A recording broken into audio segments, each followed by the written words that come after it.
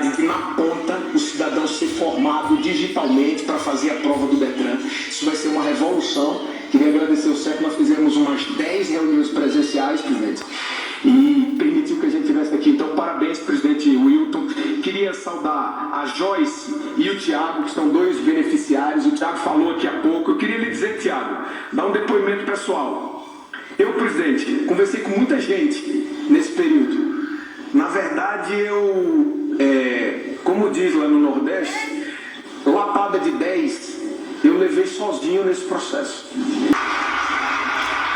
E eu queria, presidente Lula, dizer agora, toda a imprensa aqui presente, parlamentares, nós estamos fazendo duas medidas hoje. Duas. Uma é a resolução do CONTRAN. Foi aprovada na segunda-feira da semana passada e que nós aguardamos a solenidade de hoje para publicá-la no Diário Oficial. A resolução do CONTRAN, ela acaba com a obrigatoriedade de autoescola. As autoescolas vão continuar, presidente, e elas vão vender mais. Porque mais gente vai poder pagar agora a carteira a um preço mais barato. Esse é o próximo fenômeno que nós vamos observar aí nas ruas. Mas o cidadão não será mais obrigado. Ele vai poder contratar uma autoescola ou ele vai poder contratar um instrutor autônomo para formá-lo na condução daquele veículo. Tem muitos municípios no Brasil que não tem autoescola. O cidadão precisa sair da sua cidade para fazer autoescola na cidade vizinha. Custa 3 mil, 4 mil reais para tirar a carteira,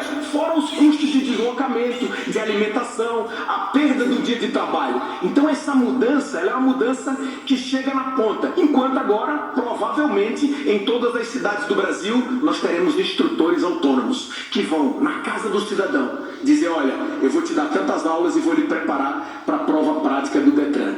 Essa é uma parte da mudança. Além disso, presidente Lula, o Brasil era um dos poucos países do mundo que não permitia o cidadão aprender em carro automático.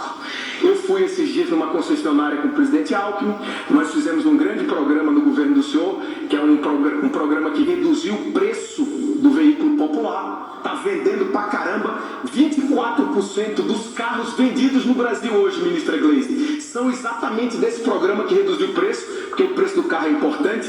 O senhor teve na BYD, agora, lá na Bahia, quem não lembra, né, Rui? A BYD era a fábrica da Ford, que tinha fechado anteriormente, presidente. O senhor foi lá, reabriu a fábrica. Naquela fábrica não tem carro hoje mecânico mais.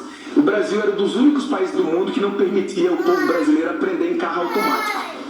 Porque como maneira de manter a obrigatoriedade... Então essa resolução, ela abre a competição. Competição e concorrência significa preço justo para o serviço prestado e melhor qualidade para as pessoas.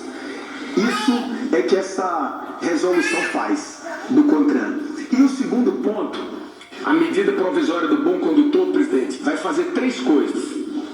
Eu estou aí há um tempo na política, presidente Lula. Já fui prefeito, o senhor sabe. Eu estava até vendo um vídeo da minha primeira campanha de prefeito, eu bem jovem ainda, e lá naquele videozinho que eu divulguei na cidade aparece o senhor 2 vezes no vídeo.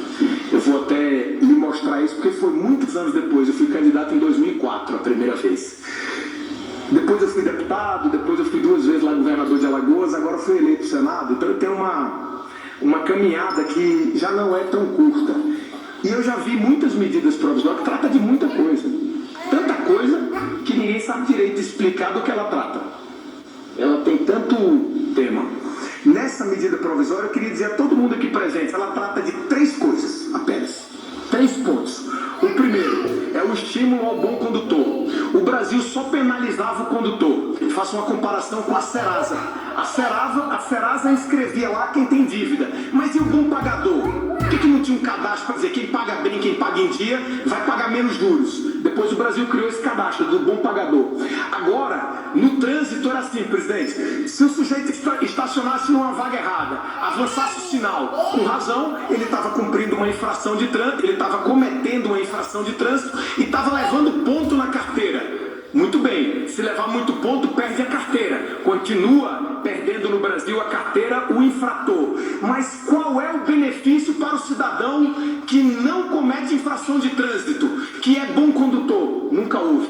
Agora, com com essa medida provisória do senhor, o bom condutor, se ele não levar ponto na carteira, se ele não cometer infração de trânsito, ele não vai precisar voltar ao Detran, pagar novas taxas de exame, porque a carteira vai ser renovada automaticamente, presidente.